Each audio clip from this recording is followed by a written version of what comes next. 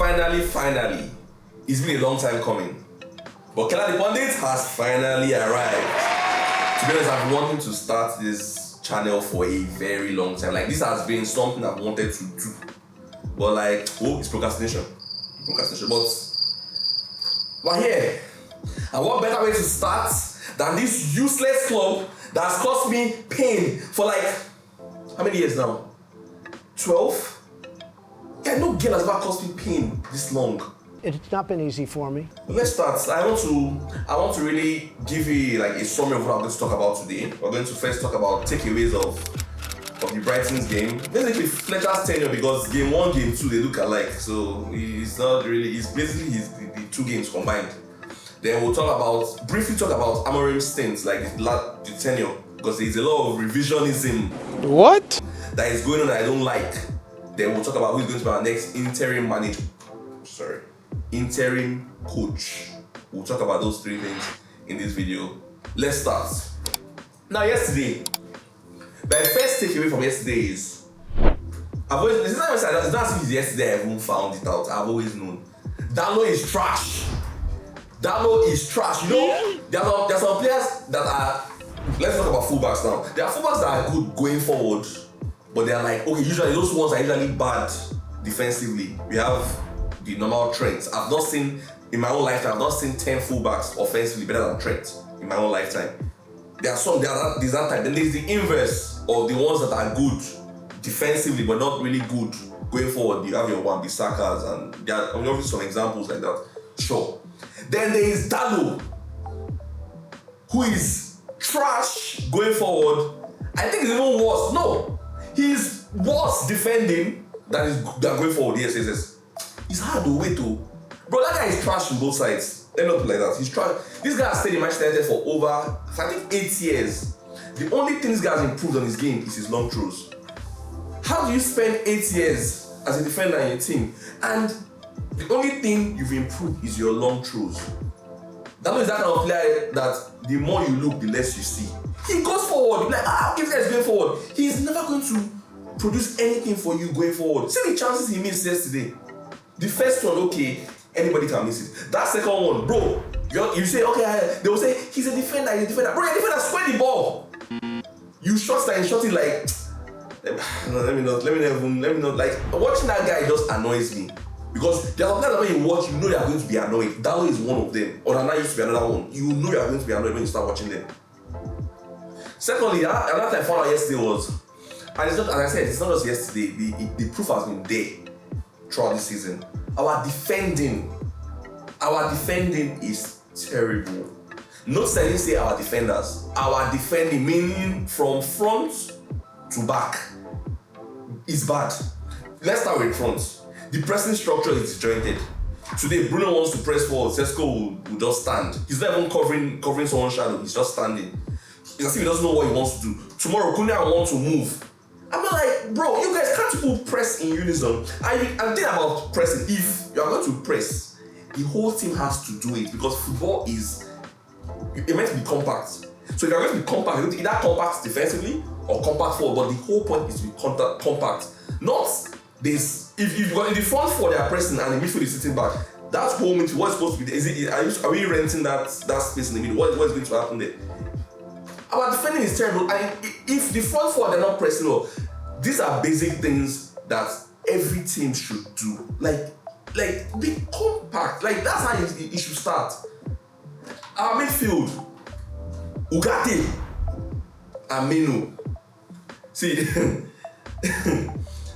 Ugarte, when we signed him, he was supposed to be the midfield destroyer. I was fooled. I was fooled. Ugarte, you fooled me. But I'm not fooled again. I have seen you for what you are, a fraud.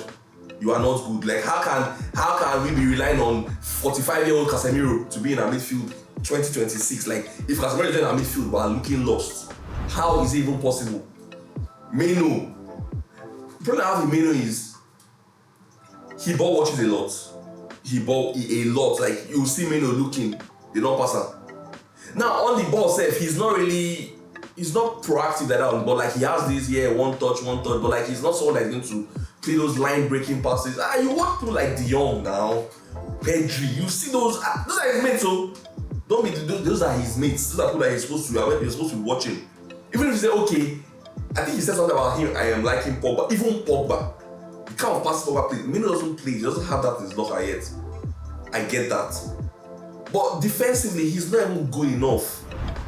Now let me now go to our back line. I've already talked about that bag of trash, Diogo Dalot. I've talked about. I don't want to spend too much time on him. Euro has been as bad as, if not worse than Dalot. And bro, do you know how hard it is to be worse than Dalot this season? Euro has been worse than him because I don't even understand what is going on with the guy. Some people say it's not his lack of game time. Bro, how are you going to get constant game time if you are playing trash when they play you? He has not impressed me in any game this season. Martinez in and out of the lineup. Dogu, I think yesterday I was saying Dogu was our best defender, and that's not saying much. Trust me, that is not saying much. Our defending, we've kept 2 clean sheets this season. Let me not even forget Mr. Lamens. Bro, can you do us a favor and save a shot that is not straight at you? Like, if this guy has kept 2 clean sheets this season, fine. One against Sunderland, which they didn't really test in that match, to be honest. I don't want to be too critical of it, but that was the debut. They didn't really test in that game. In fact, that was one of our most comfortable games. United don't play comfortable games, but that was like our most comfortable game this season. They didn't really test him. Then the other clean sheet against Newcastle, okay, we worked for it. We harammed our way to a clean sheet. We got it. 2 clean sheets this season is not good enough. I'm not blaming the keeper. And you see, I call everybody one by one. I'm not trying to blame it on one person. But like, the defending has been bad. And that usually leads to us considering and having to chase the game because our offense is not clinical enough. That's my third takeaway. And if you watch the match, you see all these things I'm saying tied to that game, tied to Burnley's game, tied to Amorim's era. All our games are the same. First 10-15 minutes, we put them on pressure, put them in pressure, pressure them. United fans will be buzzing. We want to kill these guys. Who will concede first? Same thing happened yesterday. Had those chances, we didn't score.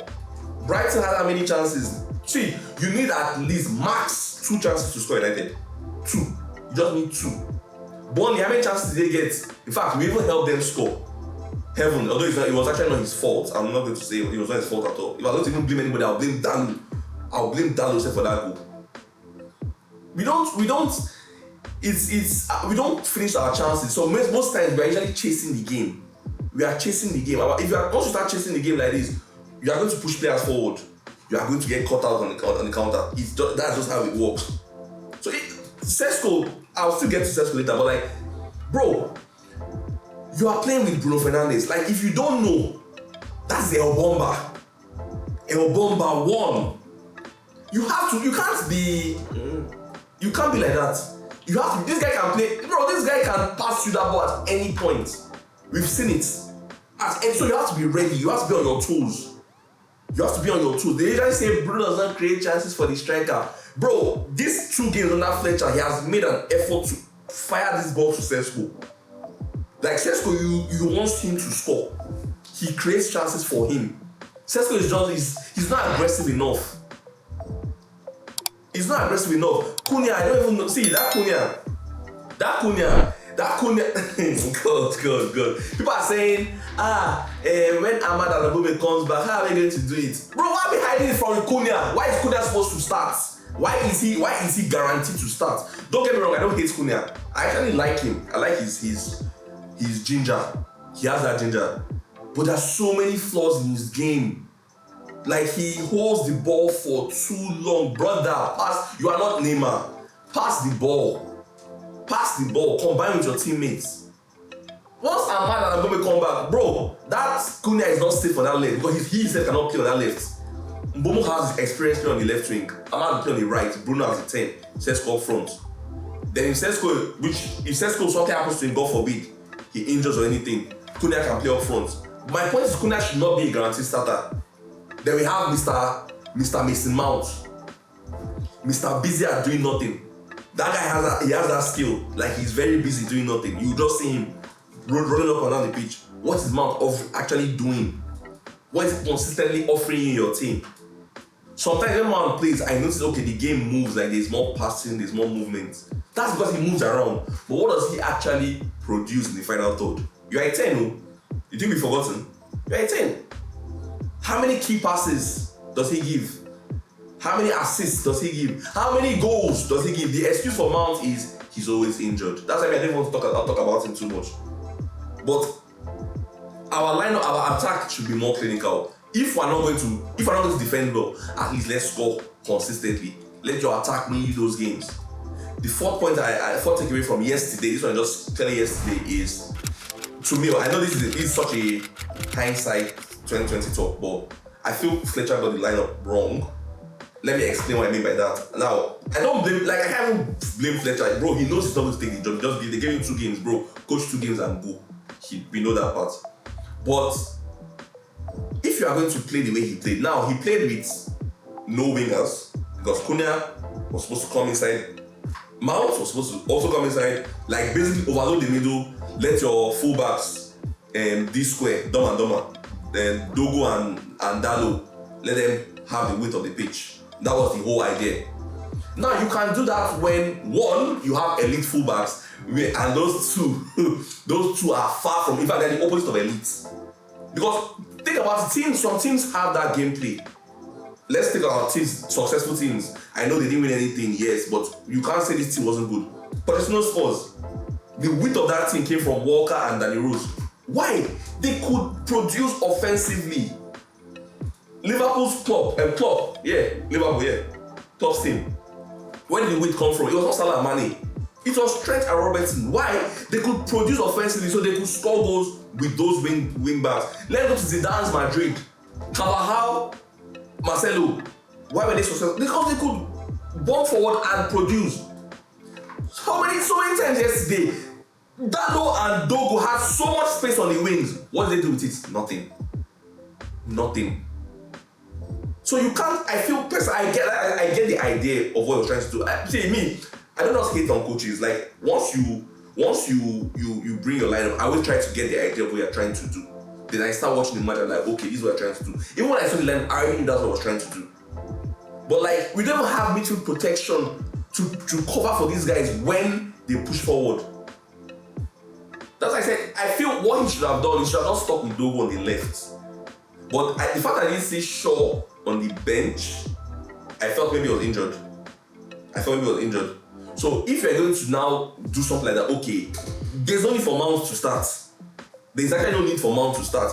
Sacrifice Mount or Cunha and start Lacey. Lacey will hold the right touchline, meaning that useless Dogo does not need to go forward, bomb forward all the time. You hold the touchline, provide it for us. Cunha can cut inside and do whatever he likes. Let Dogo provide a bit on the. That's what he did against Burnley. If granted, we still, it was on the left. Dogo was on the left. Shaw was the reserved fullback, while Dalo was the one bombing forward, offering nothing up front still. So that's why I just feel I'm not going to blame Fletcher in this whole thing. I'm not going to blame Fletcher. He should not be my manager. That one, you should just tell me that one clear. He should not be my manager, but. Bro, they gave you 2 games, do and go. So how can we even judge you based on those 2 games? Like, it doesn't make any sense. So that's why I feel he got it wrong. They are beating us because they've beaten us under 3 different managers now. They beat us under Graham Potter, they beat us under De Zerbi, they beat us under Herschler. So Brighton, they've turned to our bogey team. So I'm not going to say, the one I don't want to hear is, if Amorim was here, he would have won. Bro, that guy lost to Grimsby Town. Please, let's just pack up that conversation. Please, I've been seeing it a lot, and I'll get to that for later. The only positive, this is the 5th and final take, I can get from this is SESKO is scoring goals. Like that's the only positive. SESKO is scoring goals. They are creating chances for him to score. Is he the most clinical striker in the world? No. Is he the most aggressive striker in the world? No. But if he's scoring goals, what gives the striker confidence? Goals. If he's scoring goals, he'll be more confident to take some shots. He'll be more confident in himself. I saw this guy at Leipzig. There are some audacious shots this guy used to take. Why? Because he was scoring. Because he had confidence. If confidence is not there, trust me, SESKO, there's no insult I didn't give this guy beginning of season. There is no insult I didn't. There are some very hot things I said that I cannot repeat online. I can't say it out. But there's some hot things I said to this guy. Because he was doing like a bolo. I think that was the best word I'll use. He was like a bolo. Now, he needs to be sharper. I think we'll score more. Like, we have basically how many games left to go this season. So, those are my 5 takeaways from basically Fletcher's era, but it's mostly yesterday's game. Now, let me just summarize Amorim. Like, this is going to be very, very, very brief. You guys are telling me that we should not have sacked Amorim because, bro, look at it now. We are just 3 points behind top 4. Bro, we are 3 points behind top 4, not because we are good. Just because Liverpool and Chelsea are as trash as we are this season.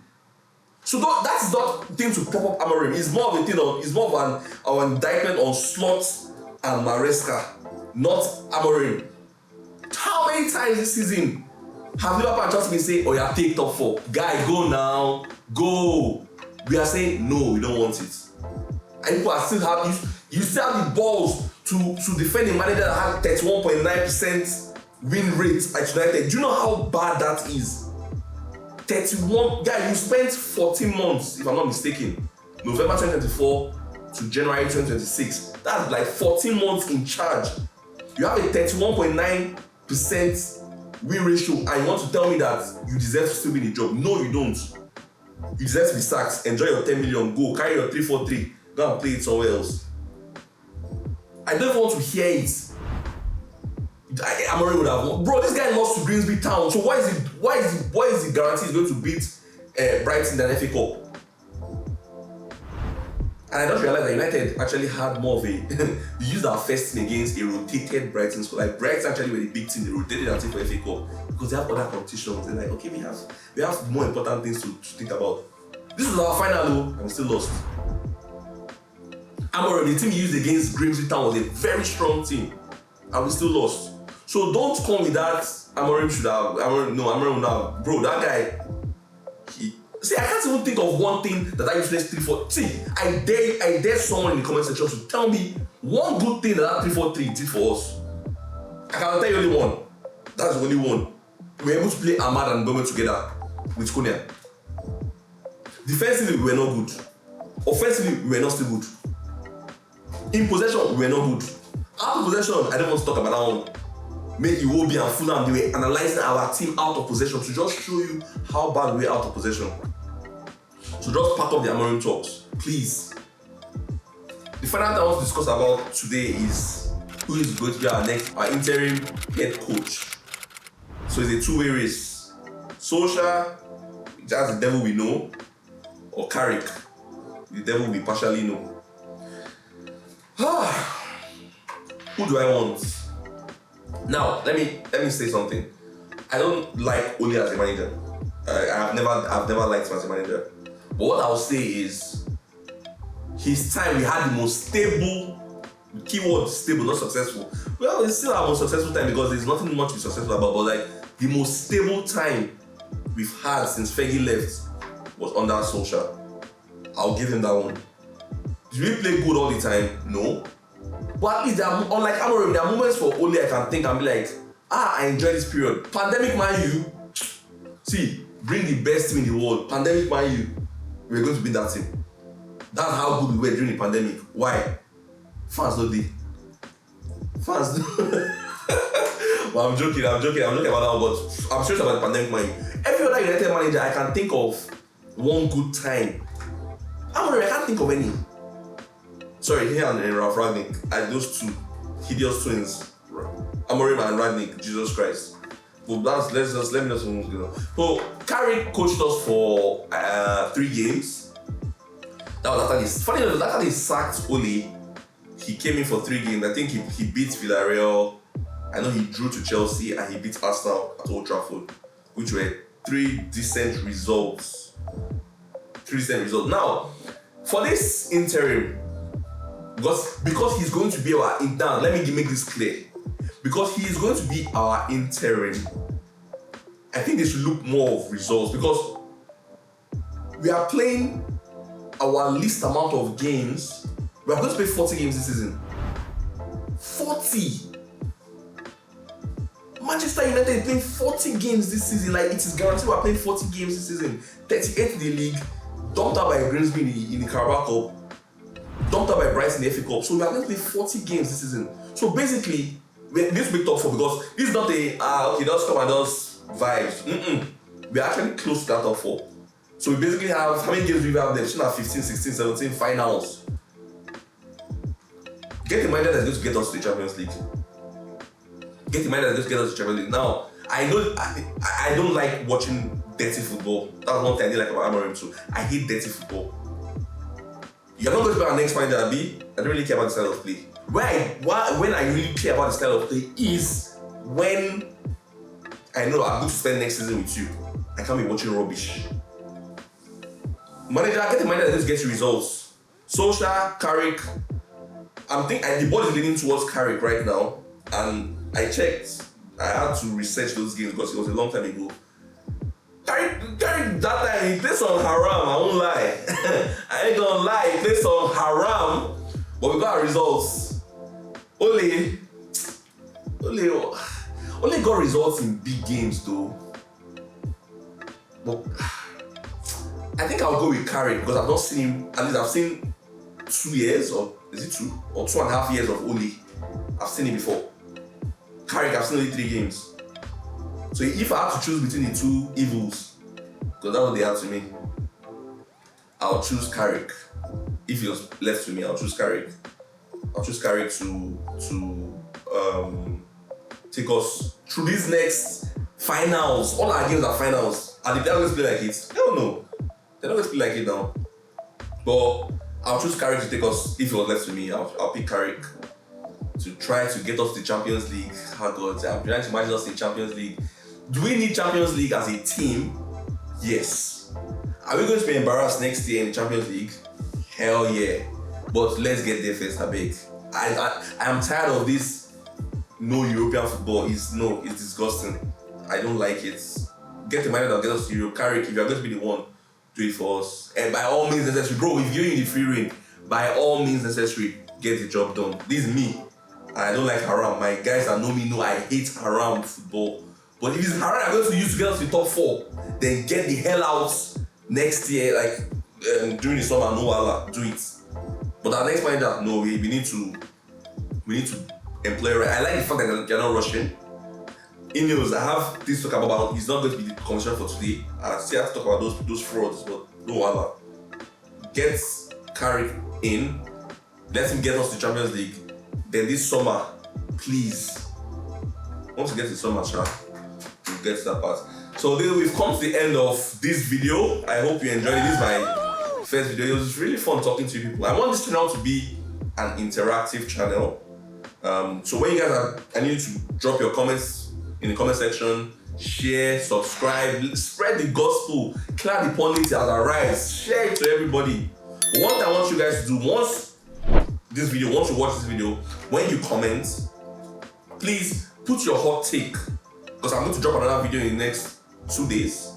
I need to react to you people's hot takes. I need hot takes. Drop your hot takes in the comment section. Along with your normal comments, just put HT or you put hot take, so that I'll be able to comment on it next day. I'll be able to react to your hot takes in the next 2 to 3 days, whenever I have that video. So thank you so much for watching. As I said, once again, comment, share, subscribe. Keller the Pundit. I'm out.